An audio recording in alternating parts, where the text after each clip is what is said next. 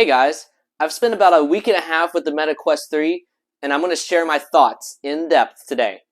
This headset is better than the Quest 2 in just about every way, but is it worth the extra money? Let's get straight into it. The Quest 3 comes in two configurations.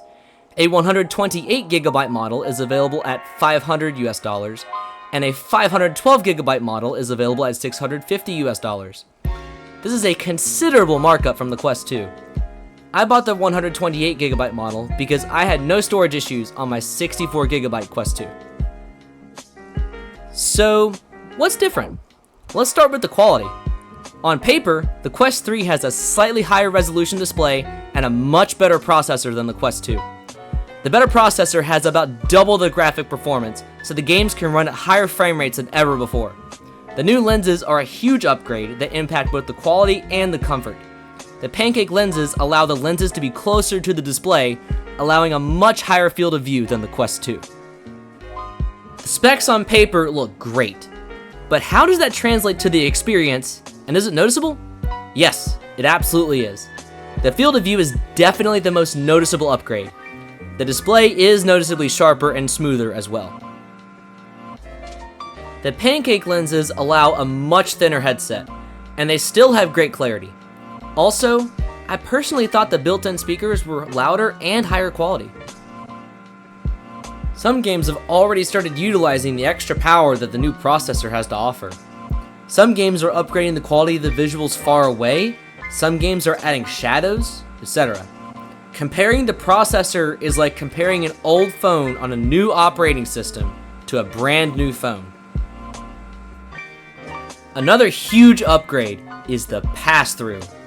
Pass-through is a feature that allows you to see the real world through the headset. The Quest 2 has grayscale pass-through that is sharp enough to see where you are in your room. On the Quest 3, the pass-through is 10 times the resolution and in full color. You can do so much with this. The quality isn't as good as it looks in recordings only because the headset is closer to your eyes than your phone is, but it still looks really good. I'm able to use pass-through to read text on my phone. This also allows for mixed reality games that use pass-through cameras and overlay things on top of the footage. The headset is stitching the input of 4 cameras together, so there is some warping. It might make you nauseous if you are prone to VR sickness, but overall, the pass-through is much better, and mixed reality games are possible. This can be upgraded with software as time goes on. I've seen many people using this feature along with the Meta Quest browser to watch videos while doing other things. I decided to try it, and I think it's pretty good. I wouldn't do it normally, but it was an enjoyable experience. You don't have to worry about dealing with a physical screen that can get splashed on. You can also move it wherever you want, and it just levitates wherever you left it. And you don't need to worry about dirty hands touching keyboards or touchscreens. In the comfort department, the headset has some upgrades. The Quest 3 weighs about the same as the Quest 2, but because the Quest 3 is closer to your face, it feels lighter on your face. The head strap uses similar materials to the Quest 2 with a minor redesign in the back end to distribute the weight a little more. I personally thought the Quest 3 original strap was playable. It's much more comfortable than the Quest 2 original strap is. I still had the same issue where the elastic cut into my ears, but it was alleviated a little bit with the lighter feel. Although, I do wish the headset was more comfortable, especially for the price. It was fine spending a little extra money on the $300 Quest 2, but it shouldn't be a problem on a brand new $500 VR headset. It's playable for me, but I've heard many others complaining about the comfort. The comfort should be a little better than it is for the price. I feel like a silicone face cover in the box would greatly help. But overall, because of the lighter feel, the comfort is much better on the Quest 3, but a better head strap is highly recommended. The immersion goes hand in hand with comfort, but there are some other upgrades as well. The controllers are phenomenal. They're the same as the Quest 2, but with the tracking ring cut off. They shed a considerable amount of weight and felt very light in the hands. I was worried about how the tracking would be without the ring, but it's pretty good. I especially paid attention to my tracking in Beat Saber, and I have had no issues so far. I have never tried tracking in the dark with either of these. I decided to try it because I heard it was really good. I was really impressed by the Quest 2's low light tracking. Wow. Literally the only thing illuminating my room is that. Okay, yeah, tracking lost. Tracking's kind of finicky. The Quest 3, however, blew me away. I'll turn my iPad off. And then, let's try this. So the monitor's off. I can't see anything. And this thing is still tracking. Wow. In my experience, the battery is worse than the Quest 2. I only got an hour and 20 minutes of Population 1 gameplay out of the Quest 3. This was also in 120 Hz, which is enabled by default. You can switch this off in settings, and you will likely receive battery life closer to the Quest 2. That, ladies and gentlemen, is it. An hour and 20 minutes. That's how much Population 1 gameplay you can expect out of the Quest 3. I am on 1% battery right now. Get a battery pack. There are many head straps that are already out that have built-in battery packs, so I would recommend looking into that. Also, I noticed that the headset gets hot sometimes. It seems like it gets a little bit hotter than the Quest 2 does. I think this can be fixed with software updates, but we'll see what happens. The Wi-Fi has also been upgraded in the Quest 3. It has Wi-Fi 6E. I noticed games were downloading at almost double the speed they were before, but I wanted to test its limits. I use a D-Link VR Air Bridge to play PC VR, so I wanted to see if there was any difference in wireless PC VR. Despite the quality settings being set the same on my computer, it felt like the feed was more crisp and smooth. Bluetooth is exactly the same on the Quest 2 and 3.